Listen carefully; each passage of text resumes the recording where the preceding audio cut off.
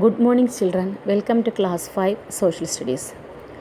Previous class I have explained Chapter 5 Constitution of India. Then in this we have learned what is mean by Constitution, what is mean by Preamble, then what are the words for our country, describes about our country in the preamble, then what is fundamental right, fundamental duties, directive principles, everything we have learned. I hope all of you understood the portions well. Then today I am going to take page number 48, elections. Okay, all of you take out your page number 48, elections. So what are elections? I think all of you know what are elections, okay, that you have already learned from the previous year, class 4, elections and vote. So we know that in our country, India is a democratic country. People have the full power. So in India, the citizens, those who are 18 years and above, have the right to choose their representatives by giving vote. This is known as elections. And they have the right to choose their representatives irrespective of their caste, creed, religion, gender, are given the right to vote. That means in which gender or which religion, which caste they belongs, that doesn't matter. All the citizens, those who have 18 years and above, have the power or right to give vote. This is known as universal adult franchise. Okay, so what is universal adult franchise? In India, all the citizens above the age of 18 years, irrespective of their caste, creed, religion, gender, are given the right to vote. This is called universal adult franchise. Okay, it is based on the concept of one man, one vote. Clear? Then we know that in our country, India, elections are held every 5 years. So it is the responsibility of the election commission to conduct elections in our country. So who conduct elections in our country? Election commission. So it is a 3-member body. This is election commission. That means one chief head election commissioner will be there and 2 assistant election commissioners also be there. So in this way, 3-member body. And this election commission is appointed by the President of India. Okay. Then these elections are very, very important in a democratic nation or democratic country. That means through the elections, people participate and choose their representatives. Elections, all the people of 18 years and above participate in the election and choose their representatives. Voting in elections is the best way to make your voice heard. So we have the freedom to express our opinion, but all we will not get to express our opportunities in to the government and everywhere. Okay, that is limited. So this is the only way. The voting in election is the best way to make your voice heard. That means we can express our opinion through our elections, to whom we want to choose, to whom we want to select. That people that is our right to choose these people. Okay, so when we select the people, we have to think 2-3 times.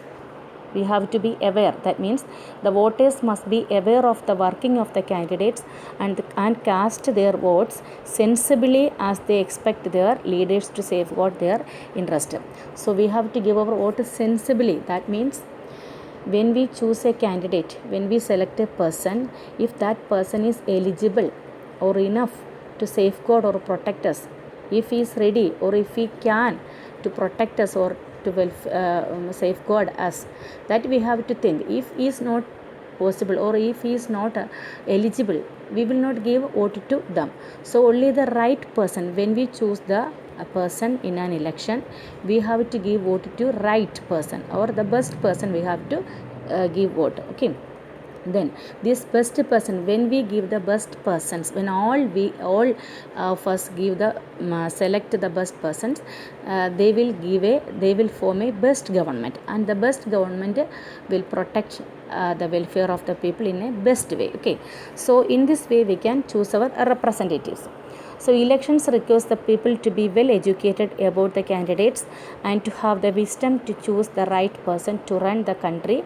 Otherwise, this can have an adverse effect on the people. So when we choose the people, if we think these things and when give the vote, the right persons or right people will form the right government, and the government will go smoothly. Otherwise it will create adverse effect, harmful to us. Some governments become harmful to us, some people. So when we choose the election is very important, and we have to give vote sensibly. Then elections are fought on party basis. We know that different parties are there, Congress party, BJP party, then CPI, CPM, then BSP, then Aam Aadmi. Okay, different political parties are there, and almost all candidates belong to one or the other party. There are some candidates who fight elections in the independent candidates. Some independent candidates will also be there. Okay, then the party which gets the majority votes, then who will get the majority vote, maximum vote, who will get form the government, that party will form the government. So if the government does not work for the welfare of the people, for what we select this government? For the welfare of the people. So it is the people who select the government, and the government who protect us. That is why we select these people. Government's duty to protect us. And if the government does not work for the welfare of the people, it can be changed in the next election. So next, after 5 years, the next election will become now. So if the government is not good, we can change our vote. Okay, so that is our duty, that is our freedom. Then elections give the people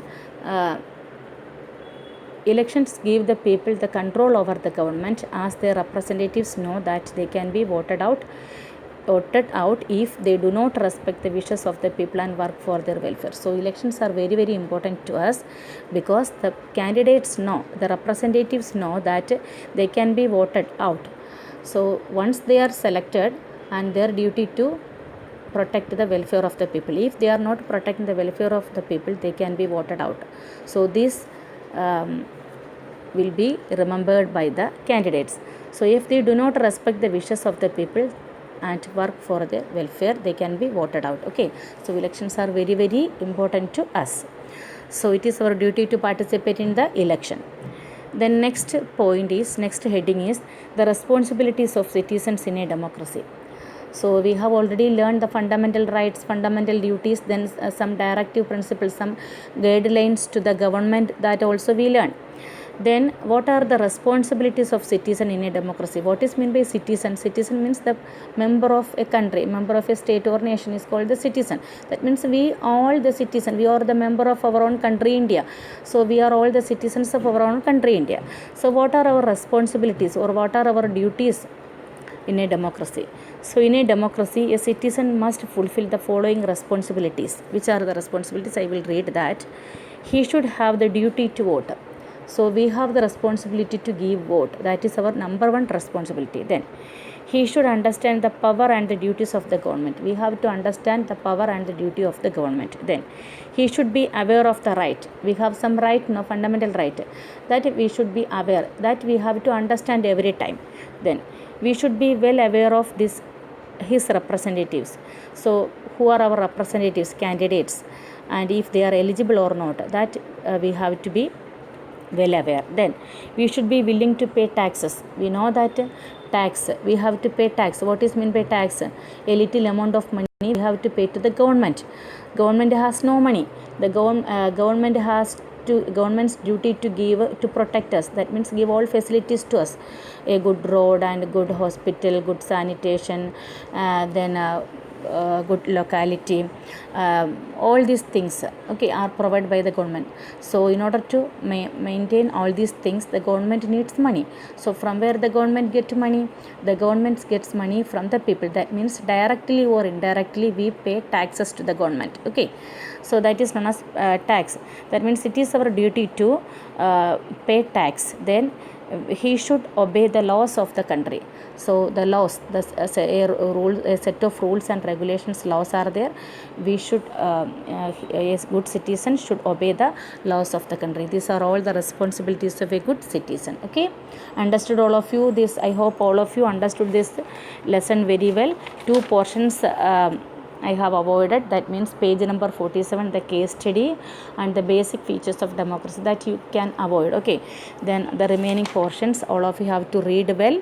Then I will send one more video, the question answer video. All of you have to see this video and that video and do the question answer in copy. Okay, I will explain the question answer in next video. Clear all of you? Bye.